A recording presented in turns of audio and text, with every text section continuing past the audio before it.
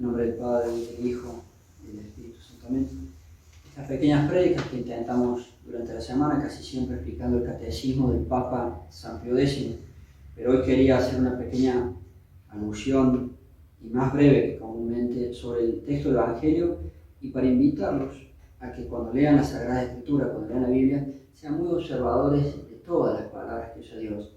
Y casi siempre uno, observando y leyendo y meditando, se da cuenta de mayores cosas. En este caso no hay ningún mérito propio, pero los sacerdotes leemos cada día el breviario, y en el breviario de la fiesta de hoy, de San Guillermo, está un comentario de San Jerónimo sobre el Evangelio. No me acuerdo si San Jerónimo mismo dice, porque Pedro le dice a Dios nuestro Señor Jesucristo: ya ves que nosotros hemos dejado todo y te hemos seguido, ¿qué habrá para nosotros? Y no me acuerdo ahora en este momento, y no tuve tiempo de revisarlo, ¿no? Si el mismo San Jerónimo hace un comentario un poco chistoso, con ironía, dice: y bueno, tanto no había dejado Pedro, porque era más bien pobre, dice. Pero bueno, él igual preguntaba por lo que había dejado. Y fíjense que San Pedro le pregunta por dos conceptos. Nosotros lo hemos dejado todo, primer concepto, y segundo, y te hemos seguido, segundo concepto. ¿Qué va a haber para nosotros? ¿Cuál va a ser el premio? Y San Jerónimo, con mucha inteligencia, como que es un doctor de la Iglesia Católica, dice, y noten, no me acuerdo la literalidad de las palabras de San Jerónimo, pero dice estos conceptos, y noten, responde San Jerónimo, que San Pedro pregunta por dos conceptos y Cristo le responde por uno solo, no por dos. Porque San Pedro le dice, lo hemos dejado todo, uno, y te hemos seguido. Y Cristo no le dice a los que hayan dejado todo y me hayan seguido. Cristo le responde a aquellos que me han seguido. No hace alusión a los bienes materiales que uno haya dejado por seguir a Dios, que no es lo más importante. No es importante, dice, aquellos que vosotros que me habéis seguido, juzgaréis en 12 tronos a las 12 tribus de Israel, etcétera, etcétera. El Cristo le responde por uno de los cosas, porque lo importante es seguir a Cristo. Deje poco uno o deje mucho, lo importante es seguir a Cristo. Abandone muchos bienes o abandone pocos bienes, lo importante es seguir a Cristo. Y San Jerónimo también agrega allí, si se trata del puro hecho de abandonar bienes materiales, los filósofos de la antigüedad, paganos, algunos de ellos, también eran capaces de abandonar los bienes materiales y de despreciar las riquezas.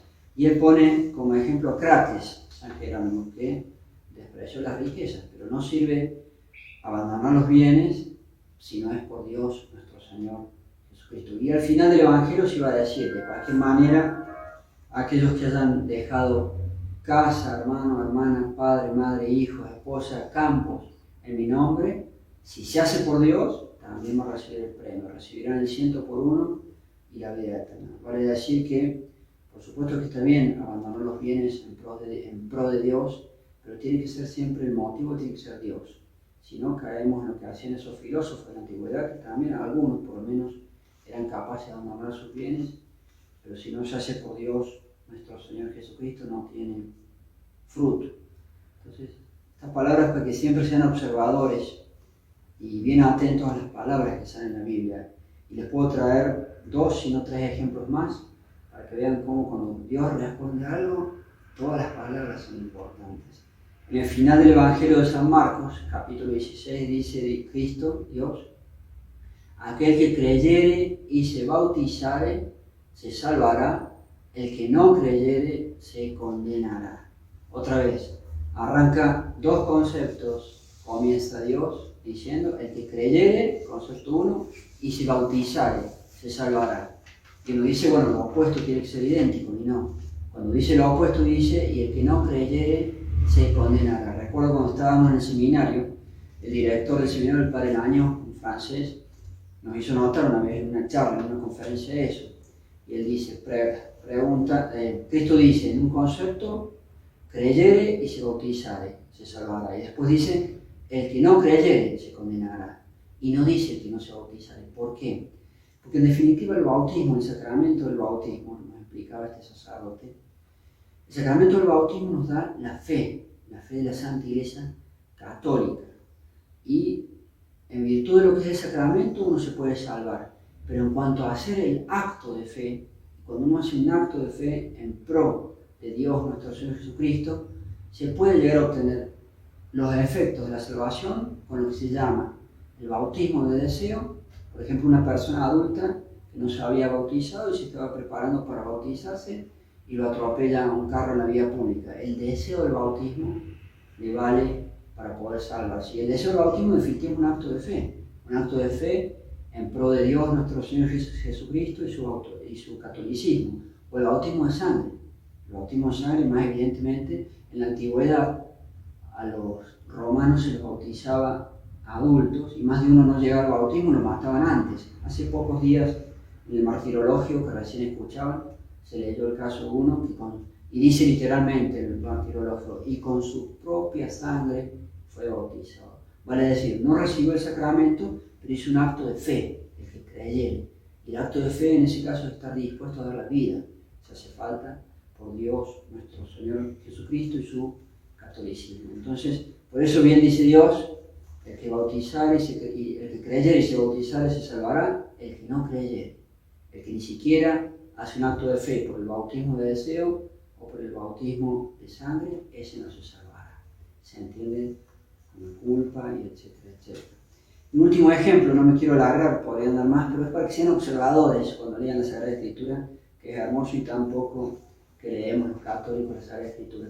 Cristo, cuando está por subir al cielo, en los Hechos de los Apóstoles, se le acercan los discípulos y le dicen: Señor, ¿es ahora cuando restaurarás el reino de Israel? Y Cristo, en la respuesta, no les dice que no, porque va a ocurrir. Les dice: a vosotros no os es dado saber los tiempos y los momentos que el Padre tiene reservados. O sea, no le responde que eso no va a ocurrir, le responde que a ellos no les compete el momento en que va. Entonces siempre son pequeñísimos matices que vale la pena estar bien atento cuando se lee la Sagrada Escritura. Y en ese punto concreto de la restauración del reino de Israel, las profecías parecen decir, hay un hecho cierto de las profecías que es la conversión del pueblo judío al catolicismo, a reconocer a Dios nuestro Señor Jesucristo. Pero además de la conversión al catolicismo a los judíos, de reconocer al Mesías, las profecías parecen insinuar un destino de grandeza de esos judíos cuando por fin, después de 2000 años, que reniegan de Dios y que lo han rechazado, cuando por fin, después de 2000 años, se conviertan, allí va a tener un destino, parecen decir algunas profecías, de grandeza. La restauración del reino de Israel implica su conversión y también parece grandes obras que harán hacia los finales y bien que nos vendrán cuando ellos sean católicos. Ave María Purísima, en nombre del Padre, y del Hijo, y del Espíritu.